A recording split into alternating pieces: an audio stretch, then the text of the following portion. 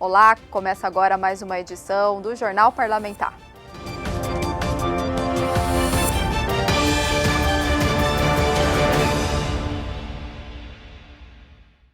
Representantes dos educadores foram recebidos pelos deputados na presidência da Lemes. O assunto foi o projeto de lei complementar que garante o reajuste salarial de quase 15% aos professores efetivos do Estado. O presidente da Lemes, deputado Gerson Claro, recebeu o presidente da FETEMES, Jaime Teixeira, para falar sobre o projeto de lei complementar de autoria do Poder Executivo que trata do reajuste salarial de 14,95% aos professores efetivos do Estado. O aumento retroativo a 1º de outubro contempla 20.146 professores efetivos, incluindo 13.082 aposentados. De acordo com Jaime, os 14,95% correspondem ao índice fixado pelo Ministério da Educação para a correção do piso nacional do magistério. Os 12.683 contratados, que em maio receberam 5%, vão ser contemplados com mais 10% via decreto. Está cumprindo o que diz o piso nacional. 14,95% foi o resultado do piso nacional dos professores esse ano. Nós temos uma lei própria aqui, onde o piso nacional, aqui no Mato Grosso do Sul, ele é aplicado em dobro, portanto, a gente tem o melhor piso nacional é o de Mato Grosso do Sul, o melhor piso de professores do Brasil, hoje, e a nossa vitória aqui é o seguinte, é manter o reajuste nacional, que foi de 14,95%. Com a proposição, o salário do professor com 40 horas semanais passa de 10.383 para quase 12.000, o maior salário dessa categoria no Brasil. Os contratados, nós estamos também resolvendo parte da diferença de salário. Eles tiveram 5% em maio, vão ter 10% agora e vão ter mais 10% em 1º de janeiro. Portanto, eles vão ter 27,5% de reajuste. Até 1º de janeiro. Né? E terão reajuste normal em maio do ano que vem.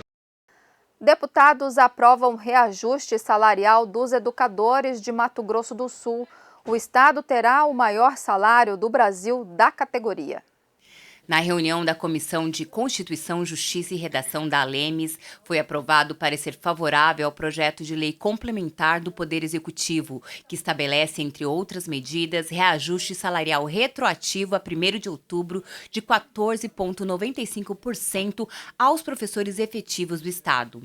A presidente da CCJR, deputada Mara Caseiro, destacou o impacto da medida para a categoria. Eu não tenho dúvida que esse 14,95% do aumento no salário dos professores traz um impacto, uma melhoria de vida, com certeza, e é uma reivindicação que foi feita pela classe, pelo segmento, e nós vamos atender aí nesse aumento. Temos que falar aqui que nós temos entre efetivos, entre inativos e ativos, são 20.146 profissionais da educação que terão, né, esse aumento nos seus salários. Então, não tenho dúvida que isso traz uma repercussão para o segmento e que vem atender um pedido da classe, colocando o Estado como um Estado que melhor paga, né, o professor hoje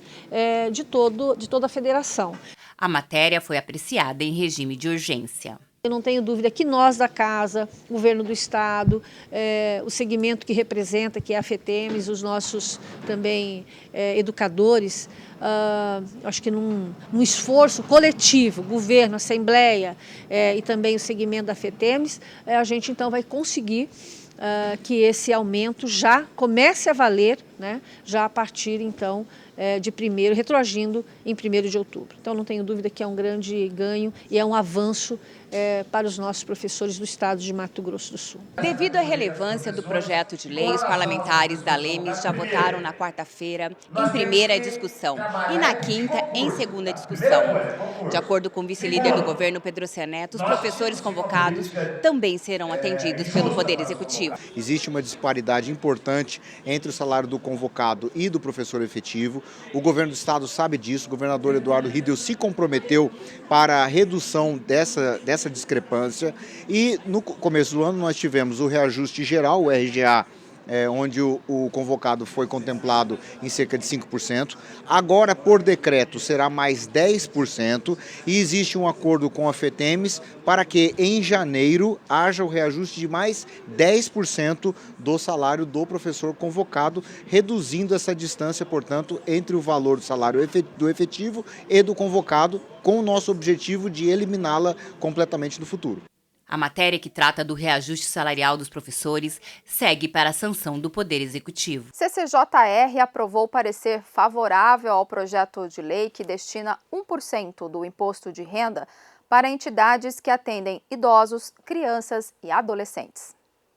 Os membros da Comissão de Constituição, Justiça e Redação aprovaram durante reunião o parecer favorável ao projeto de lei complementar de autoria do deputado Pedrocian Neto, do PSD, que obriga empresas com benefícios ou incentivos fiscais a destinarem parte do imposto de renda devido ao FEDIP, Fundo Estadual de Direitos da Pessoa Idosa, além do FEINAD, Fundo Estadual para Infância e Adolescência.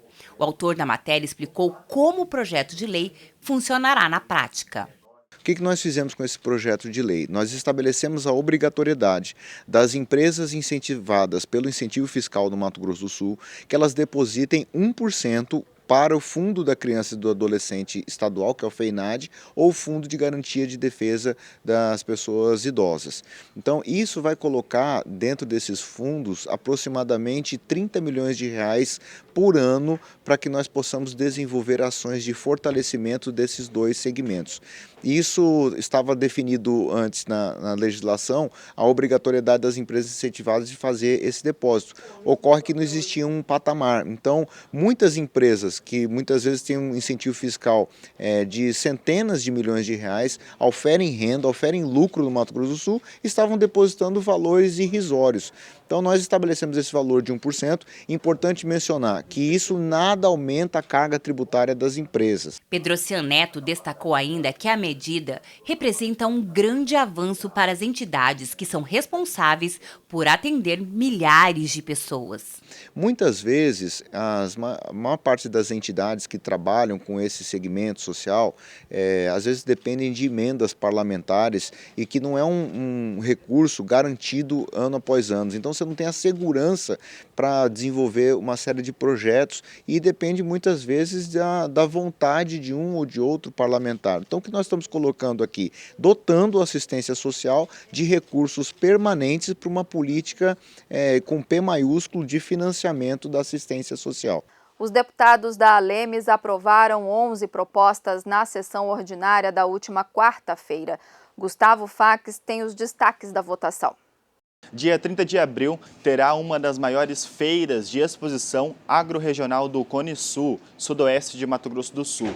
Com o intuito de valorizar a agricultura familiar e fomentar o turismo e o desenvolvimento sustentável da região, Mato Grosso do Sul reconheceu em seu calendário de eventos a Feira de Exposição Japorã AgriShow Festa. Quero agradecer em especial ao deputado Renato Câmara e a todos os deputados estaduais que hoje aprovaram, então, a inclusão da AgriShow, Festa da Agricultura Familiar de Japorã, no calendário festivos do Estado. Quero dizer aos deputados do Mato Grosso do Sul que é importante para Japorã e também para todo o Cone Sul que teremos um calendário de festa onde a agricultura familiar pode vir trazer para a população do Brasil e também do Paraguai o que o Cone Sul produz, o que a agricultura familiar produz, o que o indígena produz, que também é agricultor familiar. Também é aprovado em segunda discussão o projeto de lei que altera o Estatuto dos Servidores do Tribunal de Justiça. Agora, o pagamento do 13º salário e gratificação natalina dos magistrados tem a possibilidade de pagamento em 2 parcelas, com a primeira entre fevereiro e novembro e a segunda em dezembro. Representantes do governo, associações e sociedade civil participaram da solenidade de posse dos 52 integrantes da Frente Parlamentar para o Desenvolvimento da Suinocultura. O coordenador da frente é o deputado Renato Câmara, que destacou a ampliação das atividades e benefícios de financiamento para o setor. A solenidade de posse dos novos membros da Frente Parlamentar para o Desenvolvimento da Suinocultura aconteceu no plenário Júlio Maia. Coordenado pelo deputado Renato Câmara, o grupo de trabalho reúne representantes de diversas entidades em Mato Grosso do Sul ligadas ao setor, que tem se expandido e se destacado no cenário nacional. O parlamentar falou sobre o que deve ser feito para que esse crescimento continue. A Frente Parlamentar, ela abre esse canal para que os produtores, várias instituições tenham acesso aos parlamentares de uma forma organizada e unida, para que nós possamos discutir os desafios e as barreiras que precisam ser superadas para manter o que nós já conquistamos, que é um ponto importante, e avançar ainda mais. A questão da biossanidade é fundamental. Quando tem um problema de gripe aviária, que é de frango, mas que interfere na comercialização do suíno, a questão da peste negra suína, que dizimou a suinocultura da China. Nós temos que criar mecanismos, existem mecanismos, e a gente está sempre atento e discutindo para que essa epidemia não chegue até o Brasil e até o Mato Grosso do Sul. A questão da energia limpa, que é muito importante. A suinocultura tem gerado energia limpa, através dos dejetos, virando gás, assim protege o meio ambiente e esse gás gera energia, né? A energia elétrica, porque move equipamentos que geram energia elétrica. Isso cria uma sustentabilidade dentro dessa atividade. E para isso precisa de estímulo, precisa de assistência técnica, de investimentos e ter o apoio do governo do estado. A cadeia da suinocultura é uma cadeia muito bem organizada, onde eles hoje já estão num nível de associativismo e de organização da produção muito boa. Nós temos duas grandes indústrias aqui no estado, uma em São Gabriel do Oeste, uma em Dourados, as duas em expansão. Chegamos a agora 1.860.000 animais abatidos aqui no estado, e essa frente parlamentar tem nos ajudado muito, principalmente na questão da logística da entrega dos suínos nas áreas rurais, onde as estradas muitas vezes não são compatíveis com a necessidade, o animal precisa de bem-estar animal e o caminhão não pode balançar muito, né? Os 52 novos membros da frente irão representar cerca de 300 produtores do segmento em todo o estado. Um deles é Renato Leandro, vice-presidente da Assumas, a Associação de Suinocultores de Mato Grosso do Sul, órgão que pretende fornecer informações que servirão como subsídio para o trabalho da frente. A nossa classe tem uma chegada muito prazerosa, muito satisfatória, da gente vir sentar numa mesa, colocar o que tem que ser discutido. Hoje, a suinocultura do nosso estado, do Mato Grosso do Sul, ela carrega um privilégio muito grande, se a gente for comparar com os outros estados, que é dentro da nossa atividade é o estado que mais cresceu em produção de carne suína, em todos os aspectos, seja naquele produtor independente, seja naquele produtor integrado ou cooperado de uma cooperativa. Essa produção ela se destaca, hoje nós somos no Brasil o 6º maior produtor de carne suína e o nosso crescimento já estimado para 2025, a gente subir no ranking para o 5º lugar em produção de carne suína. A gente produz hoje em torno de 245, 250 mil toneladas de carne suína. E o que ajuda muito, né, sendo um país com aptidão de consumo de carne suína interna, a gente não tem uma aptidão para exportar, mas a gente tem uma aptidão para consumo interno. Hoje, 77% do que é produzido no Brasil é consumido dentro do Brasil. E a gente teve um crescimento muito exponencial de consumo de carne suína. A gente saiu em torno aí de 17 a 18 per capita para de 20 a 21 per capita ano. Esse ano a gente bateu esse recorde. Então a gente tem um crescimento exponencial aí dos últimos 5 anos, planejando um crescimento já significativo pelos benefícios que o Estado traz para o suinocultor.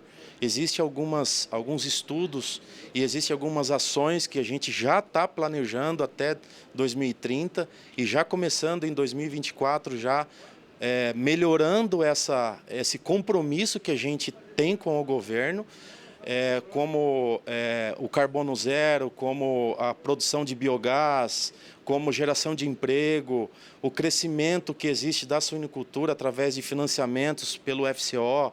Isso tudo são compromissos que a gente tem e é uma via de mão dupla. Projeto de lei de autoria do governo do estado que unifica e reduz a alíquota das taxas de transporte intermunicipal é aprovado pelos deputados estaduais.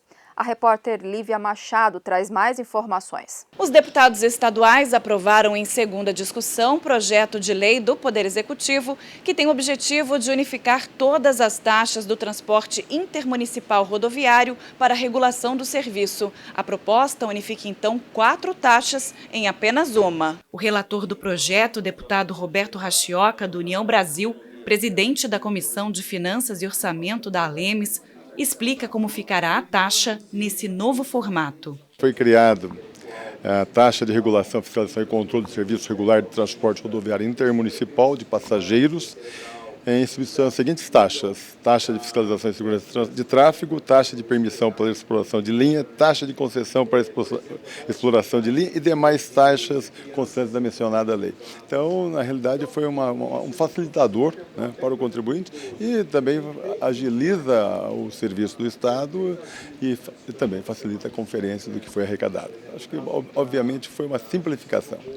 A TRFC, Taxa de Regulamentação, Fiscalização e Controle do Serviço Regular de Transporte Rodoviário Intermunicipal de Passageiros, será destinada à Agência Estadual de Regulação de Serviços Públicos, a AGEMES, que irá organizar, coordenar e controlar os serviços do transporte rodoviário.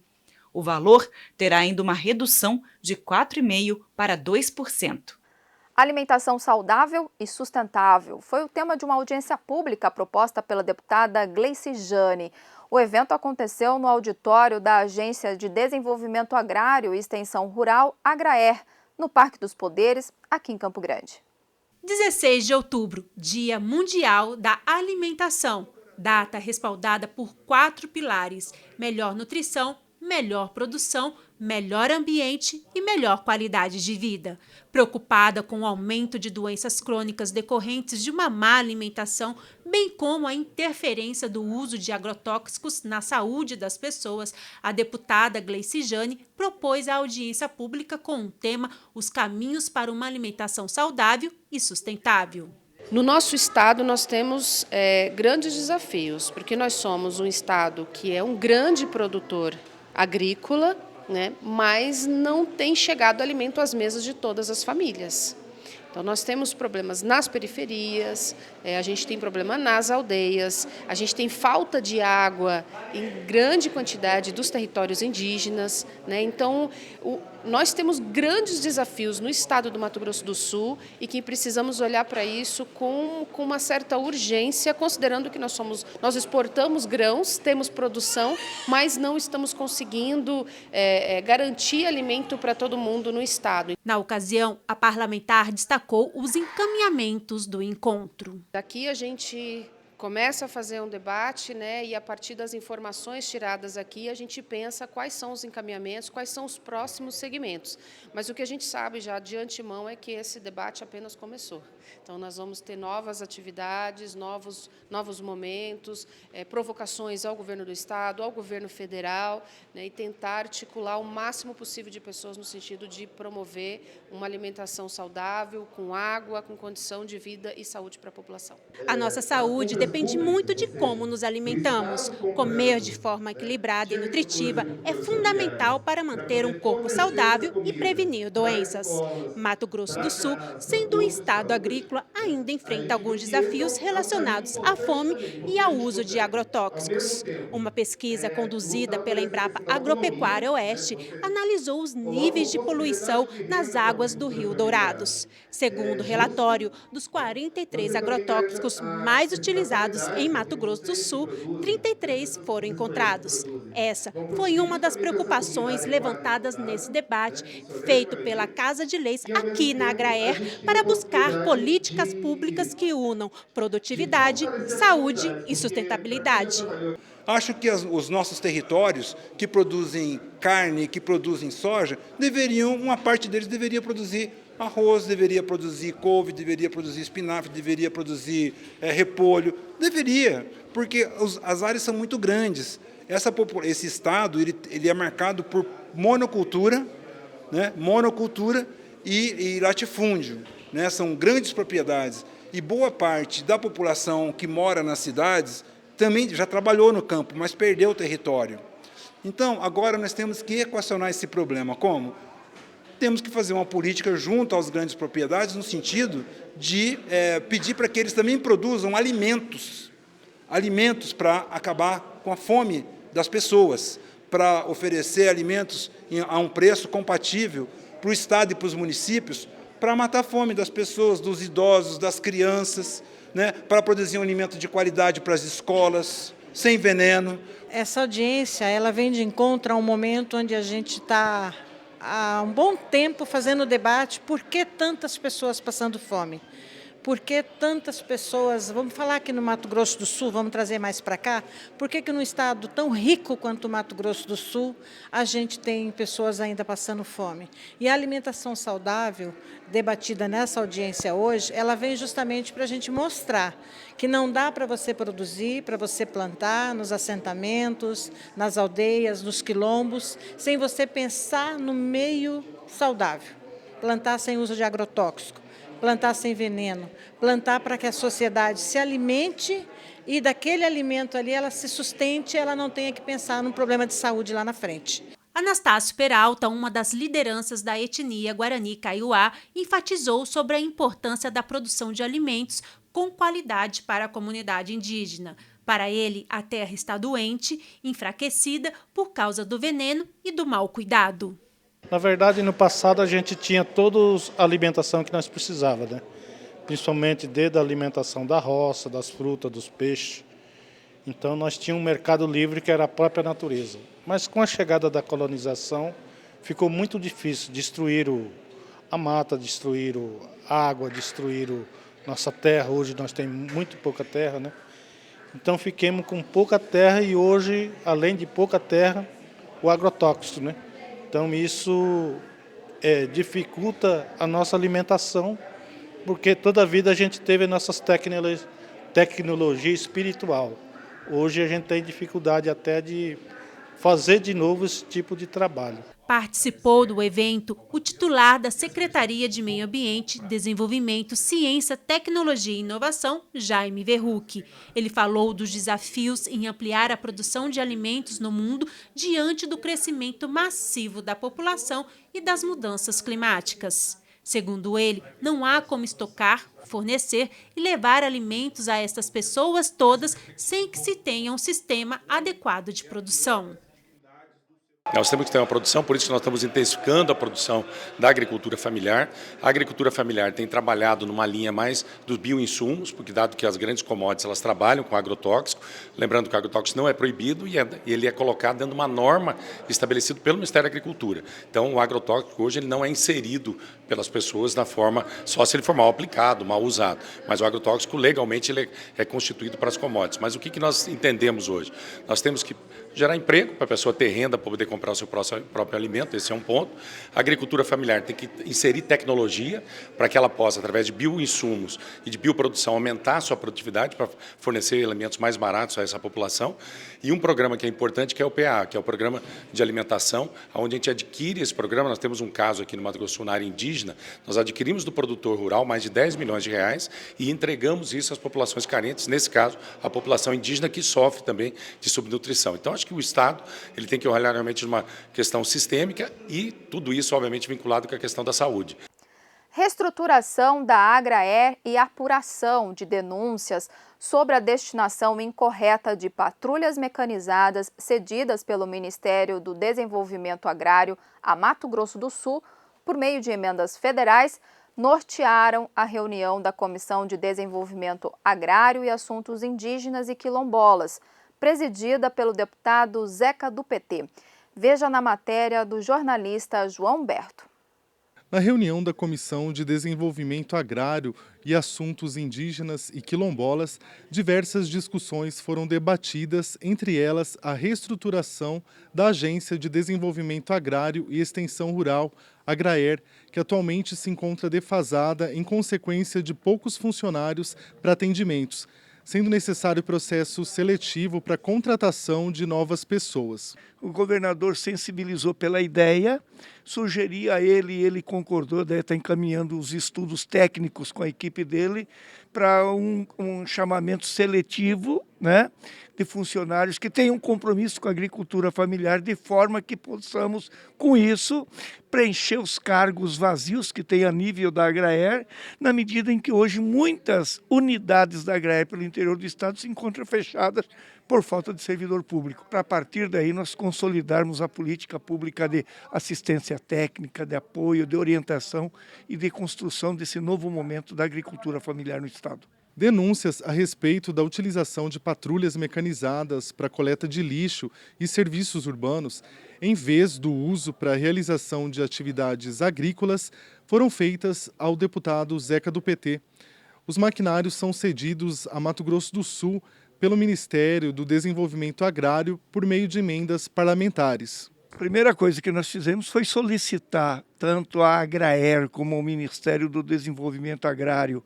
São os dois organismos que recebem emenda parlamentar, principalmente da bancada federal, para aquisição de patrulhas mecanizadas e equipamentos para a agricultura familiar, fizessem um levantamento, e fizeram, de quais as prefeituras que receberam esses recursos públicos para adquirir equipamentos e entregar para a agricultura familiar e que se apropriaram dele num desvio de finalidade e usam na cidade para coleta de lixo, por exemplo. A partir daí, nós pretendemos discutir com a SAMUASUL e com o próprio governo do estado de quais as medidas nós eventualmente podemos tomar para corrigir essa distorção, mas principalmente propor novas iniciativas de forma que se possa organizar e efetivamente aquilo que vier para a agricultura familiar seja de fato disponibilizado para os trabalhadores, para as associações, para as entidades, enfim, vinculadas aos assentamentos, às comunidades quilombolas e às comunidades indígenas. Tem alguns programas que nós queremos implementar. Programa de fertilidade do solo, onde nós queremos estar contribuindo com adubo, com insumos, agroindustrialização dos pequenos produtores para agregar valor na produção deles, né? E fortalecer a cadeia produtiva desses produtores, que insere aí 70% dos alimentos que vai à mesa, que a gente consome diariamente, é oriundo da agricultura familiar. Para que tudo isso seja possível, nós fizemos um planejamento e chegamos em um valor que nós inserimos no PPA do Estado e esperamos ser contemplado no orçamento do governo para os próximos anos, que seria de 2024 a 2027. Aproximadamente 42 milhões, que seria o suficiente para a gente estar implementando todas essas ações que nós pretendemos fazer nos próximos anos para fomentar a agricultura familiar no nosso estado. A Assembleia Legislativa de Mato Grosso do Sul recebeu a visita dos técnicos, engenheiros e chefe de serviço de transmissão de TV Federal e o coordenador de comunicação de TV e rádio do Senado para acompanhar as instalações finais para a inauguração do sinal aberto da TV e Rádio Alemes. Representantes do Senado Federal vieram à Casa de Leis sul-mato-grossense para fazer a ativação do sinal da TV e Rádio Alemes para Campo Grande e região. O roteiro foi desde a área externa, onde está instalada a torre de transmissão, até os equipamentos internos. O presidente Gerson Claro, do PP, e o primeiro secretário Paulo Correia, do PSDB, acompanharam o trabalho dos técnicos. Registrar que é um trabalho de toda uma equipe técnica, é um trabalho de muitos anos, inclusive da mesa diretora anterior, deputado Zé Teixeira como primeiro secretário, deputado Paulo Correia como primeiro presidente, mas que está sendo coroado agora com essa entrega técnica. Fizemos um trabalho junto ao Senado Federal para a liberação. Então o Senado Federal recompôs, fizemos um novo projeto da torre e colocamos a torre dentro do terreno da Assembleia Legislativa. Em caráter experimental, o sinal da TV e Rádio Alemes é uma realidade para os sul-mato-grossenses. O trabalho do Legislativo ficará ainda mais acessível e democrático. Basta você sintonizar no canal 7.2 da sua TV e 105.5 do seu rádio para acompanhar as ações dos parlamentares estaduais. Quero registrar aqui que é um projeto do Antônio Carlos Magalhães, ex-senador, que democratizou para que todas as assembleias, todas as câmaras municipais e Senado Federal e Câmara Federal pudessem democratizar a informação sobre os trabalhos da casa. Foram feitas a conferência de patrimônio e a devida instalação dos equipamentos para a liberação do sinal. O objetivo do Senado Federal e também da Alemes é a transparência, é que o cidadão tenha acesso às atividades legislativas. E para atingir esse objetivo, nós precisamos de comunicação social, precisamos da TV, precisamos do rádio. Então, tanto o Senado Federal e a Alemes entendem dessa importância. Então, nós estamos aqui de uma maneira técnica ajudando a atingir esse objetivo. A gente veio também avaliar o desempenho, ver como é que foi feito o projeto executivo coordenado pela Casa, aqui pela Assembleia, e, enfim, deixar o equipamento pronto para que ele seja inaugurado, né, oficialmente aí pelas casas, né, pelo Senado e pela Assembleia. Já está tudo em ordem, está operando em teste, né? E assim que eles derem um ok, a gente bota em funcionamento definitivo. O sinal vai gerar 4 canais: TV Assembleia, TV Senado, TV Câmara Municipal de Campo Grande e TV Câmara Federal, com uma grade de programação voltada às atividades parlamentares, sessões plenárias, audiências públicas e sessões solenes. A expectativa de lançamento oficial é no final do ano. Nós vamos possibilitar à população de Mato Grosso do Sul acompanhar não só os trabalhos da Assembleia Legislativa, as votações, mas também tudo o que acontece no Mato Grosso do Sul no que diz respeito aos poderes públicos e também algumas ações culturais ou de municípios que a gente possa fazer parceria. O Jornal Parlamentar fica por aqui. Essas e outras reportagens você confere no YouTube da Casa de Leis. Basta pesquisar por Assembleia Legislativa de MS. Siga as nossas redes sociais, Instagram, Facebook e Spotify. Mais informações no al.ms.gov.br. TV Alemes, a TV da gente de MS.